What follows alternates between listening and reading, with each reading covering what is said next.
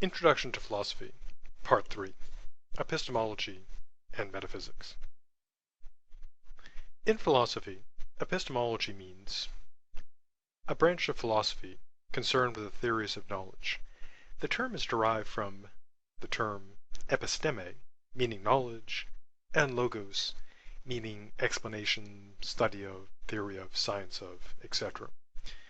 At its core, epistemology is a rational and systematic attempt to understand epistemic terms, statements, principles, and theories. It also involves an analysis of these terms, concepts, principles, and theories.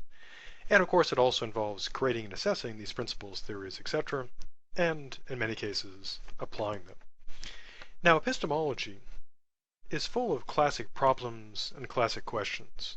One problem is, of course, the classic problem of skepticism, which is, how do we establish that we can have knowledge? And in general, skepticism is the view that we don't have knowledge. So one of the sort of basic or core problems of epistemology is responding to the skeptic. How do we show that we can know things? There are actually many varieties of skepticism, as we'll see later in this section.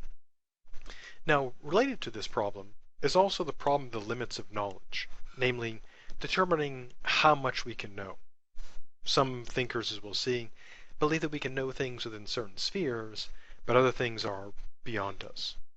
And of course there are also problems such as distinguishing between ignorance, belief, and knowledge. Now some of the more movie-worthy problems in epistemology include, of course, the problem of the external world, which is the problem of how do we know that there actually is an external world, that what I'm experiencing is not merely occurring within my own mind, perhaps in a matrix-like sci-fi scenario where my brain is attached to some sort of network in which all the things I'm experiencing are channeled in from computers, so it's not real. Or perhaps if you want to have a more supernatural angle to it, that I'm not being deceived by some sort of evil demon. And so the challenge is, how do we know there's actually stuff out there? Or, more specifically, since if I accept this sort of view, I don't know if there's anyone else out there, how do I know there's anything external to myself? Now, sort of a more condensed or limited version of this problem is known as the problem of other minds, which is the problem of how do you know that other people have minds? So if I assume or establish there's some sort of external world with other people walking around in it, the question is, how do I know they have minds like I do? Do they think, feel, etc.? That they're not just unthinking things. Now to use kind of a sci-fi example, we can use the example of, say, the Terminator. How do I know the other things around me are not just machines, unthinking, driven by processors rather than minds? Or to use another sci-fi example, how do I know they're not just some sort of alien construction? Or to use some supernatural stuff, how do I know they're not just zombies that are acting as people but really have nothing going on under the hood, so to speak? Other problems here include the classic Gettier problem. We won't really go into this, but the basic idea is it was brought up, and accepted at one point, that knowledge was often taken to be a belief that is justified and true. What's known as a justified true belief. And the classic Gettier problem was taken as showing that you could have a belief that is true and justified, yet the person does not know. Now in terms of the questions that arise in epistemology, there are many. One is, of course, what is knowledge? Another is, what can be known? Another one is, how do we gain this knowledge? And of course each of the problems have questions, like how do we know there's an external world? How do we know if other people have minds? Or more practically, how do we know what other people are thinking? So if someone makes a claim that they think or feel a certain way, how do we know that it's actually true? And of course, this also branches over into more general problems in philosophy, like how do we know if God exists?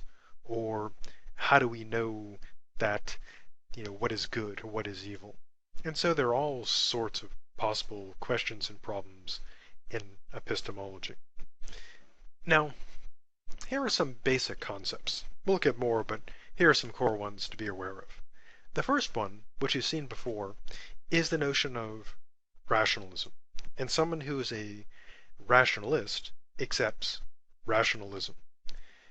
Put in a rather simple way, it's the view that at least some of the knowledge we have is a priori.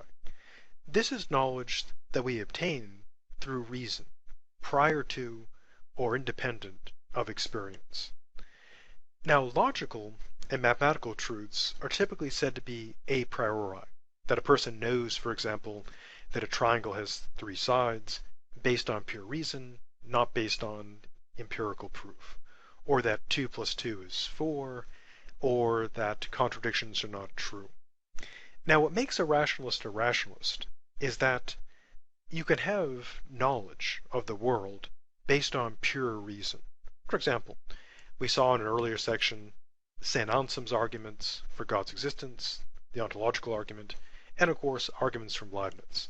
To present the ontological argument fairly crudely, the crude idea is basically, God is perfect, therefore he has to exist. Why?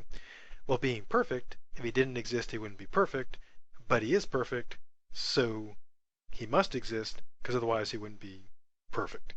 And that's used to prove through pure reason, a priori, that God exists.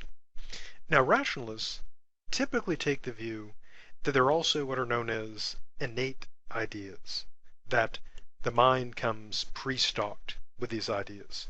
To use kind of a crappy analogy, it's kind of like when a computer already has programs and operating system on the hard drive.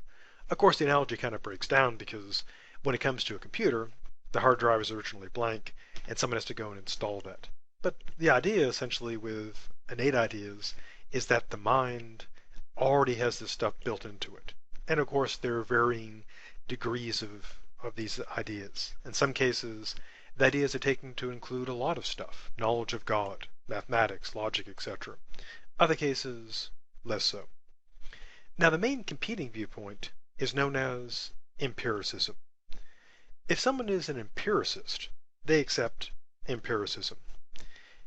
In this camp, the people that hold to this view claim that all knowledge of the world is empirical, or to be a little less circular, that it's a posteriori. What does that mean? Well, a posteriori knowledge is knowledge derived from experience, through the senses. So the knowledge of what is out there comes through the senses, and that's how we gain knowledge.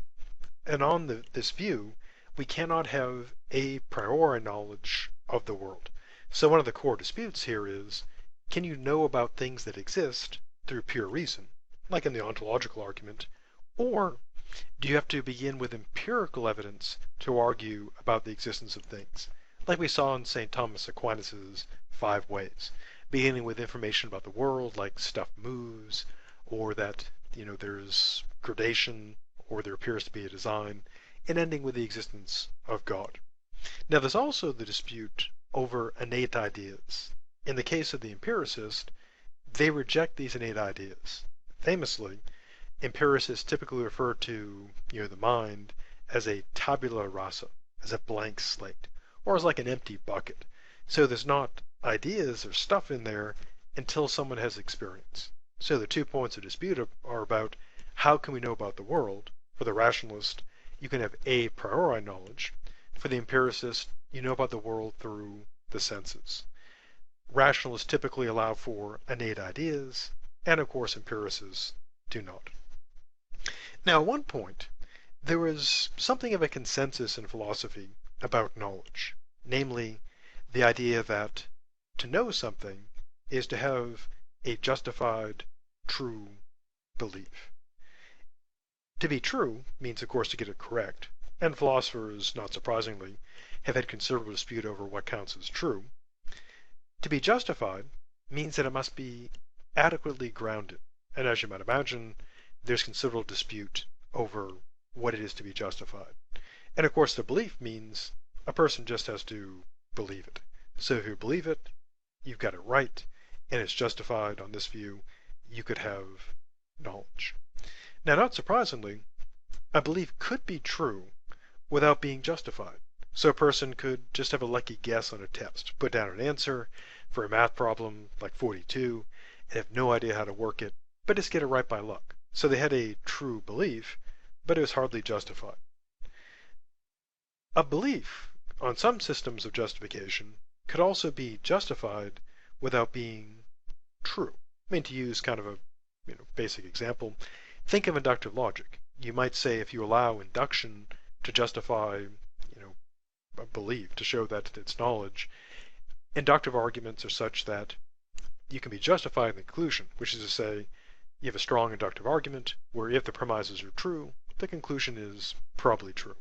And so you might say if you believe on the basis of a strong inductive argument, your belief is justified, but it could turn out to be false, which is why some philosophers prefer not to use induction as a means of knowledge.